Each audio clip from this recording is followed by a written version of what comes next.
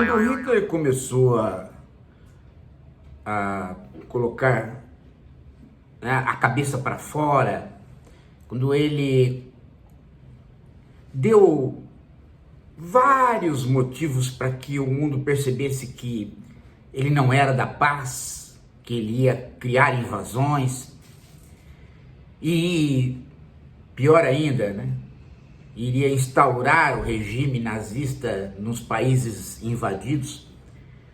Quando isso ocorreu, a Alemanha era uma potência militar e industrial. Ele transformou a Alemanha nisso.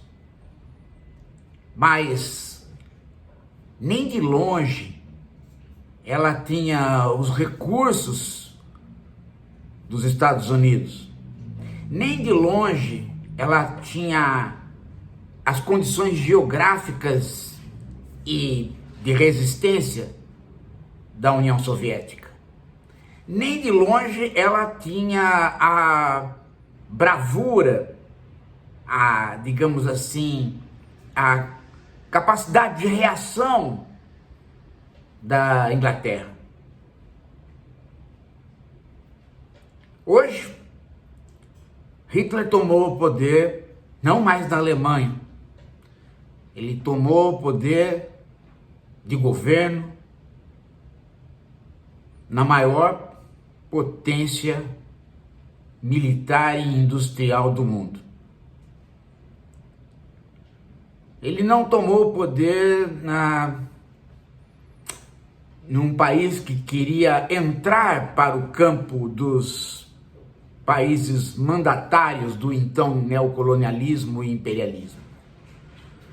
Ele tomou o poder no centro do império. Ele tomou o poder no país que controla o dinheiro do mundo.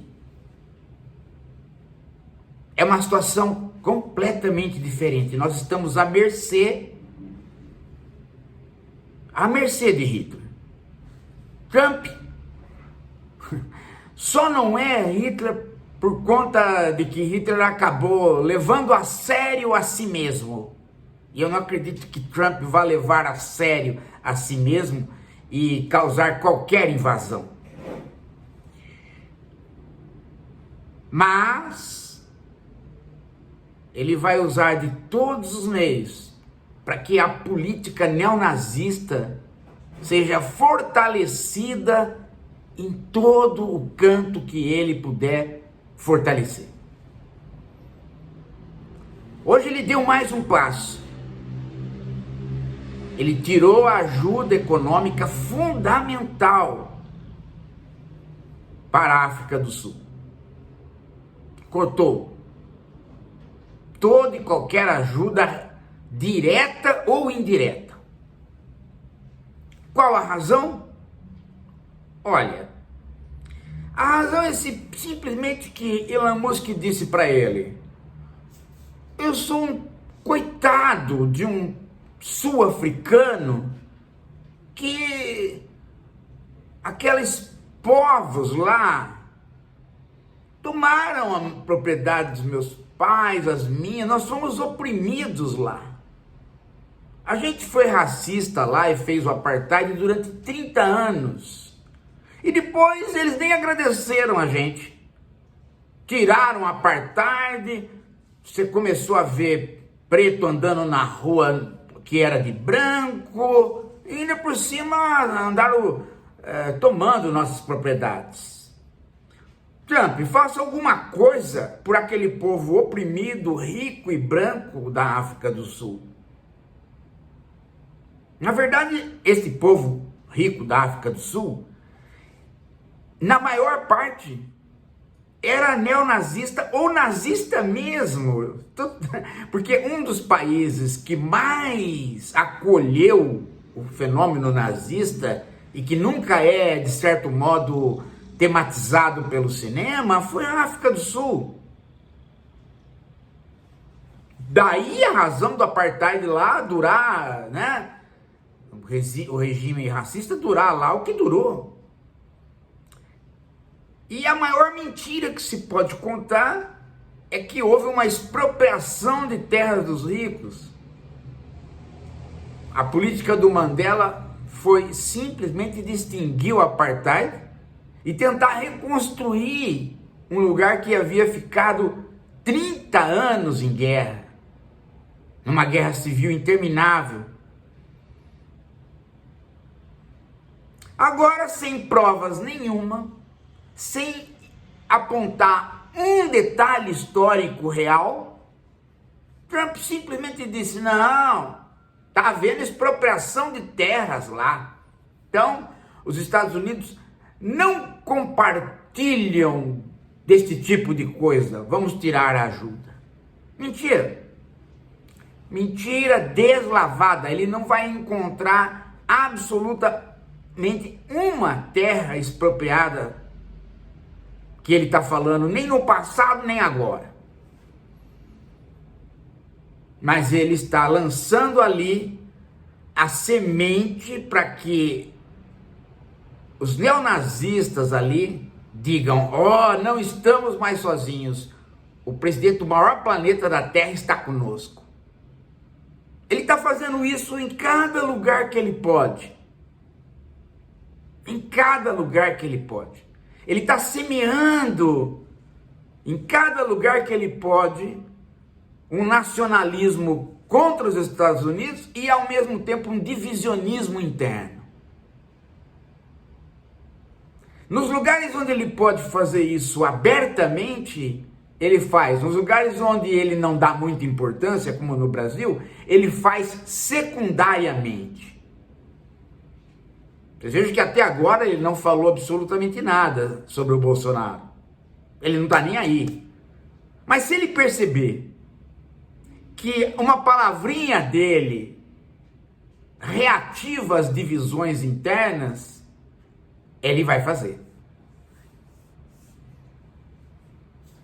Agora, não pense, gente, como a direita daqui pensa, que em todos os lugares vai se ficar ao sabor do que ele fala. Vou dar só um exemplo para você. O Lula chamou o embaixador aqui. Falou: que negócio é esse de vir brasileiro algemado? Hã? Não, vai causar mais um incidente internacional, este Lula, né? Este pinguço, a direita reagiu. Acontece que se o Lula não reagisse, Trump ia cantar de galo. Ele cantou de galo? Hã? Não cantou. Hoje chegou mais um avião de deportados, que já estavam presos. Vieram algemados? Não vieram. Ah, então era normal vir algemados e de repente não é mais? Ou o Lula falou e ele tratou de baixar a cabeça? Ele baixou a cabeça. Trump é um falastrão. Ele é perigoso? É. Só que ele é perigoso de uma maneira, digamos, atabalhoada, porque ele não é perigoso para aqueles que poderiam estar contra os interesses americanos. Ele é perigoso para qualquer coisa. A primeira sociedade que ele está colocando em perigo é a própria sociedade americana. Tanto é que a lei de cidadania nova que ele quis fazer passar foi declarada inconstitucional dentro dos Estados Unidos e se imaginava que o juiz iria fazer um parecer de inconstitucionalidade para esperar o recurso. Não. O juiz usou de um subterfúgio americano para dizer: não é para agora, é para sempre. O meu parecer é para sempre. Se quiser, vai discutir no Supremo. O Supremo deles é a Suprema Corte. Mas não vai. Porque é alguma coisa do âmbito da inconstitucionalidade completa. Nasceu nos Estados Unidos e é americano. Não vale nos Estados Unidos o jus sanguinis, vale o jus terris.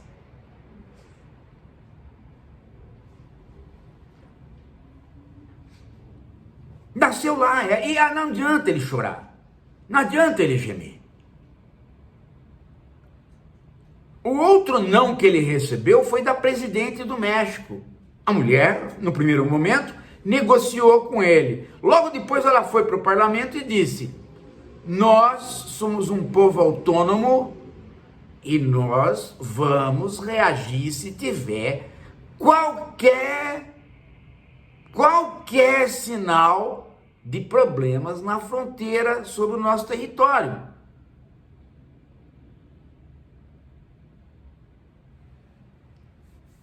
E a Colômbia? Ora, a Colômbia deu um tombo em Trump.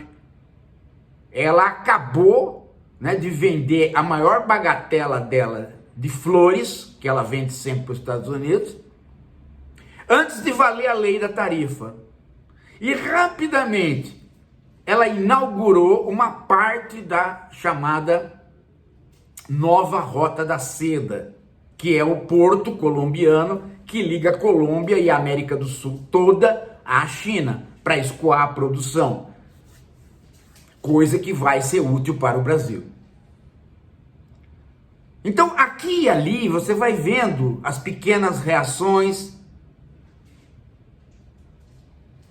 até o momento que a política americana do Trump comece a fazer água dentro dos Estados Unidos. E vai fazer. E vai fazer. Porque essas medidas que ele está tomando, elas encarecem a vida americana. Não tem como, gente. Não tem como. Aliás, é importante eu fazer um parênteses aqui, para explicar um pouquinho de teoria. É que tem gente que até hoje, né, tem uma concepção do capitalismo que é alguma coisa pueril. O que é o capitalismo? O capitalismo... o capitalismo... O que é o capitalismo? É a sociedade de mercado, é o livre mercado. A pessoa tem iniciativa dela, ela pode fazer um negócio dela e vender ou comprar o que ela quiser, ou produzir o que ela quiser. Esse é o livre mercado. Isso, não, o capitalismo é o lugar onde você pode, né, ficar rico porque você tem o lucro. Mas e o homem no capitalismo? O homem no capitalismo, ele é determinado pelas relações econômicas. Todo esse monte de bobagem que a gente escuta. E ninguém se atém simplesmente à própria palavra.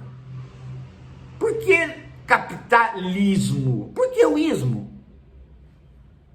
E por que o Marx, que é o grande crítico do capitalismo, não escreveu o socialismo? Ele escreveu o capitalismo. Aliás, ele não escreveu o capitalismo. E aí é que está o problema. Ele escreveu o quê? O capital. O capitalismo é o regime do capital. Mas como assim o regime do capital? O capitalismo é o regime que favorece o crescimento do capital na sua direção o quê? Infinita. O capital tem um objetivo metafísico. Não há como ele se estabilizar. Ou ele cresce, ou não tem mais o regime do capital. Não existe capitalismo sem o capital crescer, senão não seria capitalismo, seria um regime qualquer de mercado. E esse é o problema. O problema é que os burgueses, os ricos, eles personificam o capital. Do mesmo jeito que os trabalhadores personificam o trabalho. Personificar é o quê? É você, na sua compleição física de pessoa, não ter uma personalidade. A personalidade sua é a personalidade do capital. Então você tem que fazer, dentro da sua vida particular de rico, uma série de coisas, mas o principal é você participar do crescimento do capital. Não há possibilidade de você fazer, no limite, outra coisa senão isso. Então, o que você faz? Se você tiver uma empresa, você vai olhar para o lado e ver por que o outro está conseguindo mais vantagens que você no mercado. Ou é porque ele racionalizou a produção, ou é porque ele se abriu para novos mercados, ou é porque ele próprio está financiando a si mesmo, fazendo uma autofinanciadora na empresa dele, ou é porque ele simplesmente na racionalização da produção trouxe novas tecnologias. Tudo isso que você vê do lado como capitalista, você tem que fazer na sua empresa urgentemente, ou então vai acontecer o quê? Ele vem e compra a sua. Olha que interessante. O capital quer crescer e ele mesmo destrói o livre mercado, porque ele tende ao monopólio. Então os capitalistas criam leis para que eles próprios possam fazer o jogo do mercado. Mas ao mesmo tempo eles tentam desobedecer essas leis para eles próprios poder fazer o monopólio. Então eles vivem num regime de contradição entre a prática deles e a teoria deles. É uma contradição interna ao próprio mundinho do capitalismo. É exatamente isso que o Trump não percebe. Por quê? Porque ele imagina que o capital possa voltar a crescer em terras americanas, trazendo a produção, trazendo de volta as empresas que foram embora. Mas as empresas não foram embora dos Estados Unidos. Elas foram embora do mundo. Ou seja, elas se diversificaram tanto no mundo que ninguém mais tem pátria. Elas botaram o escritório delas num paraíso fiscal, num lugar que não cobra nada de imposto, porque não sobreviveria se cobrasse. Lugares pequenos, nem precisa ser muito pequeno, tem país na Europa que faz isso. Pequeno assim de território. Mas tem país rico na Europa que faz isso, não cobra nada. O escritório fica lá. Então, oficialmente, a empresa está lá. Ela paga pouco ou paga zero, mas ela estando ali, ela já movimenta o país no necessário do país. Agora, ali não tem classe trabalhadora, é um lugar muito pequeno. Então, ele vai buscar no mercado mundial, onde a classe trabalhadora tem o salário mais barato, onde ela está desorganizada, onde ela está passando fome, onde não tem sindicatos, ou onde tem a opressão. Por exemplo, a própria África do Sul, a China, a Índia. Já usou até da Rússia para fazer isso. É?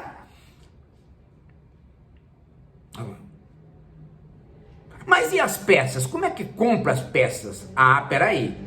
As peças a gente compra de vários locais pelo mesmo critério. Onde é que tem a peça mais barata? E a matéria-prima? A matéria-prima a gente vai explorar, às vezes terceirizando o nosso serviço, onde fica mais barato. Onde fica mais barato? Nos lugares onde o próprio Estado não consegue regrar a sua matéria-prima. Que lugar? Pô, diamantes na África do Sul. Mas será que lá na Amazônia também não tem lá também não tem um governo que não consegue segurar? Mas lá tem indígena. Mas a gente pode até escravizá-los. Já fizeram isso no passado. Faz de novo, está fazendo. Está fazendo. E a gente pode poluir lá, Rio na Amazônia? Pode, lá pode poluir, é muito grande, o governo não dá conta de ver aquilo lá. Entendeu? Então, onde está esta empresa? Não está em lugar nenhum. E se ela for uma empresa que nem precisa de lugar, porque o grande patrimônio dela está em códigos de linha de internet. Por exemplo, todas as empresas do chamado capitalismo de plataforma, né? Onde está o Facebook, onde está o Google, inclusive empresas que têm patrimônio, elas dependem dessas plataformas. Plataformas essas que foram construídas pela iniciativa privada com dinheiro estatal dos países, inclusive os Estados Unidos. Senão não funciona a plataforma. Então não tem jeito do Trump trazer essas empresas, porque elas estão bem acomodadas, eles não vão conseguir. Se ele taxar dos países que exportam,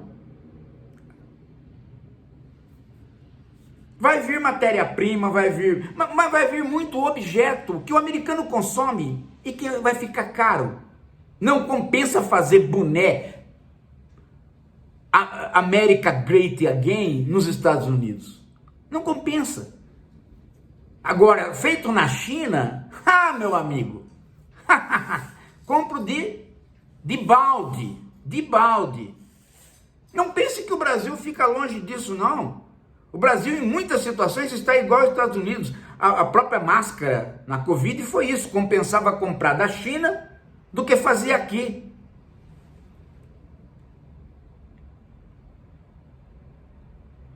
Perceberam?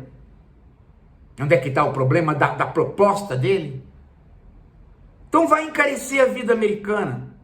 Mas ele vai encarecer a vida dos outros países. Mas os outros países, dado que ele se retirou do mundo, vão ocupar os lugares de onde ele se retirou, fazendo acordo bilateral. Já começou. Veja a Colômbia com a China. O próprio volume de negócios do Brasil com a China já começou a aumentar. Então ele está num caminho de prejudicar o povo americano, para que o povo americano o tire dali. Porque se não tirar a gente, ele vai começar a fomentar em tudo quanto é lugar o espírito neofascista, neonazista, racista. Aliás, o Elon Musk já deu declarações para a extrema-direita alemã, que é antissemita e que está proibida de atuar no país na medida que ela volta a ser antissemita. E ela pode até ganhar as eleições, porque ele está pondo dinheiro lá. É uma desacomodação do mundo que se parece com 36, 37, com o Hitler. Só não parece de tudo, por quê? Porque não há o imperialismo no sentido da guerra. A sociedade americana, ela passou com o Vietnã um aprendizado. Qual? Fica caro demais qualquer guerra. Em todos os sentidos, inclusive no sentido moral e interno. Então ela é uma sociedade que não participa mais do imperialismo. Ela participa dessa situação chamada o império, onde o capital organiza, né? Ele passa a ser um operador semiótico, ele organiza a simbologia do mundo. É por isso, exatamente por esta última frase minha, que eu tenho insistido com vocês que para vocês entenderem essa situação, vocês precisam do semiocapitalismo. Professor, não vou ler o semiocapitalismo. Você vai porque eu vou aparecer embaixo da sua cama à noite. E quando você olhar para baixo, sai debaixo da sua cama assim, semiocapitalismo. E depois você vai falar assim, não, eu não quero, eu não vou ler, eu me recuso, eu sou um adolescente rebelde que não estudo. Aparece subjetividade maquina. No teu sonho, no teu banheiro, na tua cama. No seu pesadelo, mas principalmente quando você estiver fazendo amor com a sua esposa, você vai olhar para o rosto dela e vai enxergar o livro. E ela vai falar, eu só vou ter prazer se você citar uma frase de semiocapitalismo. E você não vai saber. Você não vai saber. E daí você corre o risco de ser corno. Você vai ser corno por não ler. Entendeu? Então, praga não é nem minha, hein? Você viu quem tá falando aqui do lado, o grilo falante aqui. Mas é porque pega, gente, ó, cuidado, hein? Bom, é isso, gente. É isso. Só para fechar o quadro, tem uma coisinha que eu queria falar para vocês. Eu ia fazer um vídeo só sobre isso, mas vou falar para vocês. Depois eu puder fazer, eu faço. Mas vocês viram a capa da Veja essa semana? ela é deplorável. Ela é deplorável. Trump, o jogador. Que jogador? Trump, o opressor, o maldito, o demônio. O pai da cria. Se tiver um sexo entre o demônio e o outro cara mais feio que o demônio lá, o Demetrio Magnoli, nasce a Cuca Pondé. Que jogador! Eles querem dar um ar de jogador, como se ele fosse alguém que tivesse algum status. Ele não tem status nenhum. Ele é um cara que vai afundar a economia dos Estados Unidos e vai botar o mundo numa situação complicadíssima para se livrar dele. E ele quer porque quer. Escuta dizendo, porque meus passarinhos não erram. Ele quer porque quer colocar prisões para fora dos Estados Unidos. E nisso ele tem o apoio da direita daqui, que quer fazer prisões com o dinheiro dele, sim, quer. Não é mais hotel que elas querem, não. Quer fazer prisão. Os empresários americanos estão querendo ir fazer prisão em El Salvador e aqui também. E aqui o Bolsonaro está excitadíssimo com isso. Que, aliás, ele já merecia um outro processo, né? Ele Porque tá querendo preparar a cama, né? Talvez ele queira que o Trump faça prisões para ter um quarto especial para ele nessa prisão. Só pode ser isso, né? Um quarto no meio do quarto tem um falo, né? Assim, onde ele vai, toda vez que ele vai no banheiro ali no quartinho, ele já senta no falo e depois vai. Só pode ser isso. Aliás, um bom modo de construir uma cela para o Bolsonaro, né? Um falo no meio do terreiro. É isso. Daqui a pouco a gente volta.